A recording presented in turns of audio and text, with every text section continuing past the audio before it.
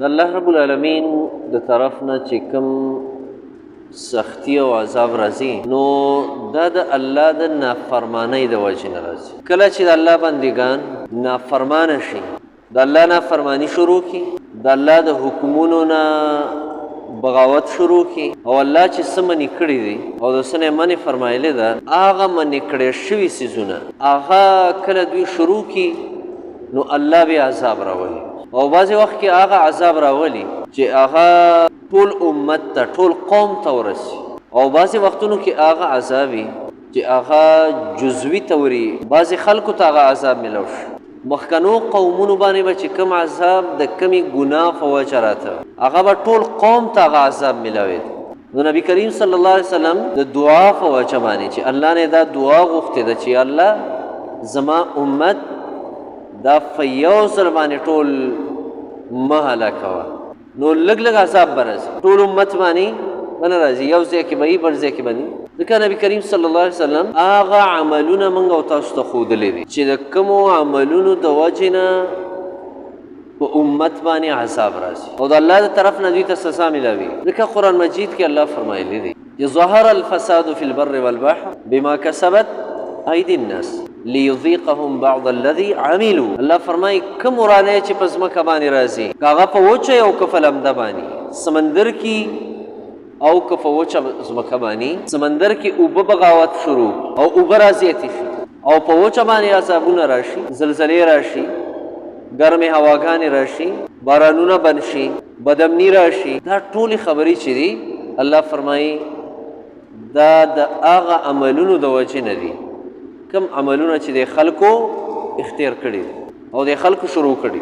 والله فرمایي لیذیقهم بعض الذی عملوا، د دې لپاره کوي چې الله دوی ته د بعضې هغه اعمالو څه نه څه سزا ورکړي چې دوی کوم عملونه کوي. الله قرآن کې فرمایلی ضرب الله مثلا قرية آمنة مطمئنة يأتيها رزقها رغدا من كل مكان فكفرت بأنعم الله فأذاقها الله لباس الجوع والخوف. الله فرمایي الله مثال کې تاسو ته هغه کلی بیانوي، هغه خاریه بیانوي چې هغه ډېر په امن کې او ډېر په خوشحالۍ کې ژوند تېراو، مطمئن ژوند یې تېراو او رزق د هر طرف نه به ورته راروان، د هر ځای نه، یعنې امن مو او اطمینان مو دوی ته او د رزق فراخي مو وفي. فکفرت بانعم الله، دوی د الله په دې نعمتونو باندې ناشکري وکړه او ناشکري څه ده؟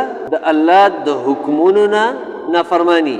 الله رب العالمین سره مقابله، الله سره مقابله ده چې الله وایي دا کار مه کوه او ته نه دا به زه کوم، د الله سره مقابله ده او الله خپل ځان سره مقابله نه برداشت کوي. الله رب العالمین فرمایلی سود مه کوئ، دا ما سره جنگ دی، ما سره جنگ دی ده او یو انسان سود کوي دا مطلب دی چې زه د الله جنگ ته تیار یم، د الله سره مقابله ده. الله فرمایلی ظلم مه کوئ او یو بنده هغه ظلم کوي دی د الله سره مقابله کوي. الله وایي کبر او لویۍ مه کوئ، ځان غټ مه حسابوئ او یو انسان هغه ځان غټ حسابوي، کبر او لویي کوي، دا دی د الله سره مقابله کوي او په دې ځان پوهې کوي. کومو خلکو چې الله سره مقابله کړې ده نو هغه خلک الله د دنیا نه ختم کړي دي، هغه د قوتونو خاوندانو لوی طاقت الله ورکړی او جسمانی طاقت ورسره او دومره قوت او طاقت چې د هغوی د قوت او د طاقت هغه صفت او تذکره الله په قرآن کې بار بار کړی. الله فرمایي هغوی له ما قوت ورکړو، طاقت ورکړو. الله د هغه خلکو تذکره هم کړې ده چې هغوی له الله پاک د دنیا وسایل ورکړو، د دنیا وسایل یې ورکړو او الله قرآن کې فرمایلی چې دومره وسایل ما هغوی ته ورکړي، دومره ذرایع د دنیا مې ورکړي چې الله فرمایي دا اوسني د هغوی لسم حصې ته هم نه رسي. وما بلغوا معشار ما آتیناهم، الله فرمایي دا خلک د هغوی د چې ما څه ورکړي هغوی لسمې ته هم نه رسي. الله پاک مال دولت ورکړی د قارون واقعه قرآن کې ده او د قارون د مالدارۍ تذکره الله پاک په قرآن کې کړې ده چې دی څومره مالدارو. الله فرمایي هغه خلکو ته ما مضبوط حکومتونه ورکړي وو. نمرود په ټوله دنیا باندې حکومت و، دا چې دا اوس وایي چې موږ سپر پاور یو په ټوله دنیا به حکومت کوو، دا هېڅ هم نه دي د هغه په مقابله کې. وخت نسل په ټوله دنیا باندې حکومت کوو. ذوالقرنین او سلیمان علیهم السلام هغوی په ټوله دنیا حکومت کوو. الله فرمایي د دې الله نه د باغیانو په باره کې سلیمان علیه السلام او د ذوالقرنین نه هغوی د الله شکر ګزار بندګانو د هغوی باره کې فرمایي چې کوم ناشکره وو کومو چې بغاوت کو د الله نه فرمانی کوله نمرود ویل زه رب یم خپل بغاوت کې دومره حد ته ورسېد زه رب یم فرعون ویل انا ربکم الاعلی هغه اوچت رب ستاسو زه یم قارون ویل انما اوتیته علی علم عندي ما ته چې دا کم مال راکړی شوی دا زما د پوهې او د علم په وجه راکړی شوی او عادیان او سمودیان الله قرآن کې فرمایلی دي هغوی په خپل قوت باندې او په خپل طاقت باندې ناز وکړ او دا ویل من اشد منا قوه زمونږ نه څوک دی بل په طاقت کې زیات زمونږ د طاقت مقابله هېڅوک هم نشي کولی الله فرمایي دا ټول ما راونیول ثم اخذتهم فكيف كان نكير الله وی ما بیا راونیول نو زما دا رانیول او زما دا عذاب څومره سخت الله فرمایلی د دې واقعاتو بیانول لرستو وكذلك اخذ ربك اذا اخذ القرى وهي ظالمه ان اخذه اليم شديد الله فرمایي دا قرنګ ستا د رب رانیول دي کله چې د کلو والا او قومونه راونیسي چې کله هغه ظالمان دي الله فرمایي ان اخذه اليم شديد بشک د الله رانیول هغه ډېر دردناک او سخت عادیانو باندې سیلۍ راوالوزوله اما عاد فاهلكوا بريح صرصر عاتية سخرها عليهم 7 ليال و8 أيام يوما فترى القوم فيها صرعا الله فرمایي هر چې عادیانو هغوی په سیلۍ باندې هلاک کړي شو چې هغه ګرمه سیلۍ وه او د حد نه زیاته وه عاتیه د حد نه زیاته وه او الله په دوی باندې دا سیلۍ رالوسولې وه 7 ورځې 7 شپې او 8 ورځې 7 ليال و8 أيام 7 شپې او 8 ورځې په سیلیو کې الله فرمایي داسې مات را مات کړل او په دې ځمکه دا عادیان داسې پرېوتل د دې سیلۍ د وجې نه كأنهم أعجاز نخل خاویه لکه د زړو کجورو تنې چې راولوېږي او پرتې په ځمکه کجورې تنه دا څومره مضبوطی او څومره اوږدوالی او قوت دی په هغې کې الله فرمایي دغه قوت دا ما د دوی ختم الله فرمایي واما ثمود فاهلكوا بالطاغیه ثمودیان بعد د یوې چغې شو بس د یوې چغې صیحه مو ته وایي طاغیه مو ته وایي هغه چغه پې ووهلی شوه یو کریکه پې ووهلی شوه او بیا ټول الټه پراته وو بیا د دوی هغه قوت هغوی څه فایده ورنه کړه قوم فرعون هغه الله په اوبو باندې غر کړل قرآن کې دی څوک یې په ځمکه دننه کړه چا باندې زلزلې راوستې او د ځمکې د دې مخ نه یې اخوا کړه الله فرمایي تاسو وګورئ چې د دوی د طاقت دوی له څه فایده ورکړه الله فرمایي نه د دوی طاقت فایده ورکړه ولا او نه د دوی هغه ګټې وټې فایده ورکړه کومه ګټه وټه چې دوی کړه ځکه عزتمندانو دنیا کې طاقت هم صرف د یو الله دی او مالدار او غنیم صرف د الله ذات شاهت او حکومت دا هم صرف الله سره دی د دې ټول کائناتو انتظام دا صرف یو الله سره دی که هر څومره یو لوی بادشاه شي او د سره لوی ډېر زیات فوجونه او حکومت شي دی خو د نور نه یو ستوری خو دې راوخیچي او یا څنګه چې نمرود هغه ویل زرابي ابراهیم علیه السلام ورته ویل ده داسې وکړه چې دا انور زما رب خو یې د دې خوا نه راخېږي ته د دې خوا نه یو ورځ راوخېږه نه شي کولی هغه حیران پاتې چې کله دا ټولې خبرې الله سره دي نو د الله نه بغاوت نه دی افکار الله نه بغاوت دا د الله د عذاب نښه ده نن چې موږ او تاسو پریشانه یو ټوله دنیا پریشانه ده ټوله دنیا پریشانه که مالدار دی هغه مالدارۍ کې پریشانه دی خفه دی او که فقیر او غریب دی هغه غریبۍ کې پریشانه دی عوام هم پریشانه او د اسلام آباد په کرسۍ چې دا کوم ناست دي هغه زموږ نه زیات فریشن او نوکر او افسر دواړه فریشن. دا فریشانی او دا مصیبت دا زموږ د اعمالو د وجه نبی علیه السلام فرمایي چې څنګه تاسو یې اقرانګي به په تاسو باندې عمرا راځي، اقرانګي به باندې امیران راځي، شاهان به اقرانګي راځي څنګه چې تاسو یې. دا حدیث چې د نبی علیه السلام دې کې 15 عذابونه نبی علیه السلام بیان کړي دي د 15 اعمالو د وجه نه راځي. نبی علیه السلام فرمایي چې کوم قوم کې بے حیايي عامه شوه او بے حیايي ښکاره شوه، دا قوم چې دی په دوی به الله پاک 3 قسم عذاب راولي. یو عذاب به پیدا راولي چې الا فشا فیهم الاوجاع، دوی کې به بیماری، دوی ته دردونه، دوی ته یره، دا خبرې به دوی ته ملاویږي خامخا.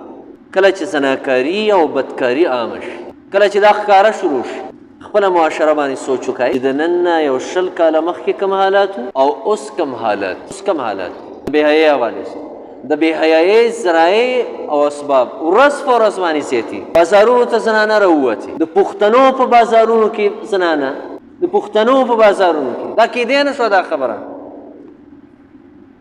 پخوانو پښتنو دا خبره برداشت کولی نه شوه چې زنانه دې بازار کې وګرځي. او د 2000 نه مخکې راپورټ دی چې د دنیا څومره انجیوګانو امریکا کې د هغوی اجلاس شوی، امریکا کې هغوی راپورټ پیش کړه چې موږ پښتونخوا کې دا چلو که دا چلو که دا مو کړه دا مو کړه.